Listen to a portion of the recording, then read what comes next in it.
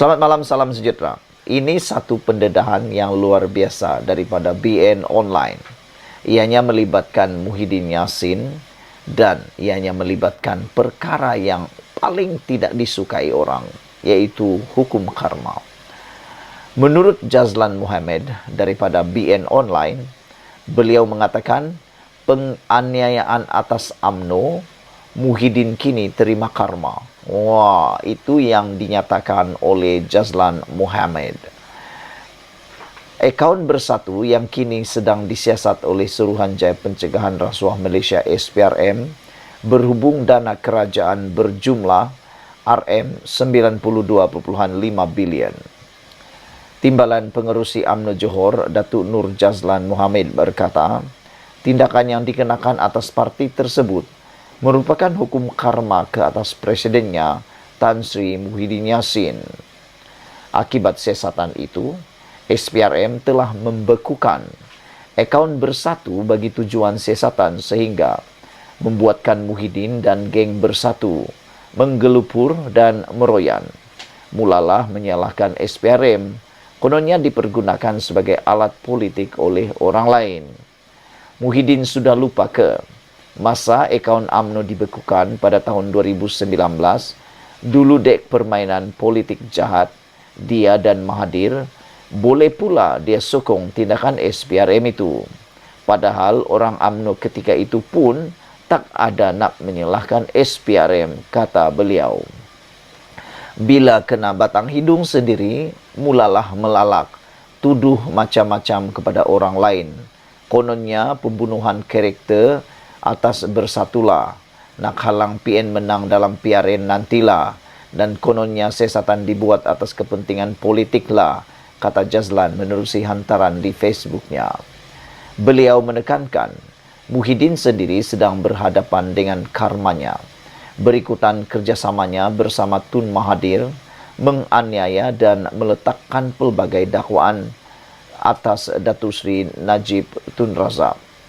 Dalam masa yang sama, Muhyiddin juga menganiaya beberapa pemimpin UMNO dengan pertuduhan politik, terutamanya ke atas Presiden UMNO yang enggan menurut arahan Mahathir membubarkan parti. Tak cukup dengan tuduhan-tuduhan politik itu, Muhyiddin, PAS dan PH pula mereka persepsi negatif terhadap UMNO. Dituduhnya pemimpin dan orang UMNO sebagai penyamun, perompak dan perasuah. Sampaikan rakyat menolak UMNO pada PRU 15 lalu. Bukankah itu pembunuhan karakter yang dimulakan oleh PN dan PH? Muhyiddin dan Bersatu bukan setakat buat pembunuhan karakter ke atas parti UMNO dan BN saja, tapi turut buat serangan peribadi ke atas pemimpin-pemimpin UMNO.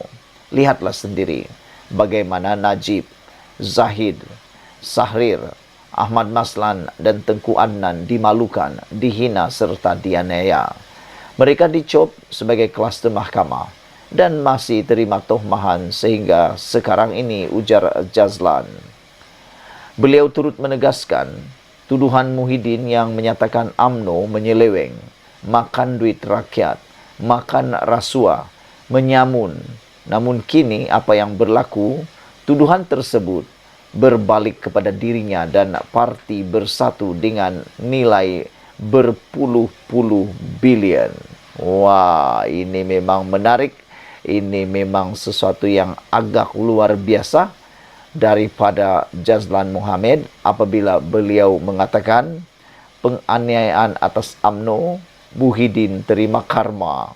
Wow, memang betul-betul menarik perhatianlah, sebab Nur Jazlan yang merupakan timbalan pengerusi UMNO Johor telah pun membalas apa yang Muhyiddin kata selama ini. Apabila akaun Bersatu kini sedang disiasat dan dibekukan oleh SPRM berhubung dana kerajaan berjumlah 92.5 bilion, Nur Jazlan mengatakan bahawa itulah karma untuk Muhyiddin dan parti Bersatu. Selain daripada itu, yang lebih menarik lagi, memang agak kasar Tapi boleh kita fikirkan, menurut Nur Jazlan, akibat siasatan itu, SPRM telah membekukan akaun Bersatu bagi tujuan siasatan. Ini membuatkan Muhyiddin dan geng Bersatu menggelupur dan meroyan, kata Nur Jazlan. Mulalah mereka menyalahkan SPRM. Kononnya dipergunakan sebagai alat politik oleh orang lain. Tetapi apa yang dibuat oleh Nur Jazlan ialah beliau cuba mengimbau masa lampau. Beliau cuba untuk memberikan peringatan semula kepada Muhyiddin dengan kata yang lebih mudah untuk difahami. Beliau mungkin kata kalau dalam bahasa harian, kamu nak kata kami, coba ingat balik perbuatan kamu. Dia lebih kurang macam itulah. Dulu kamu pun pernah lakukan, sekarang kamu pula merasakannya, kata Nur Jazlan.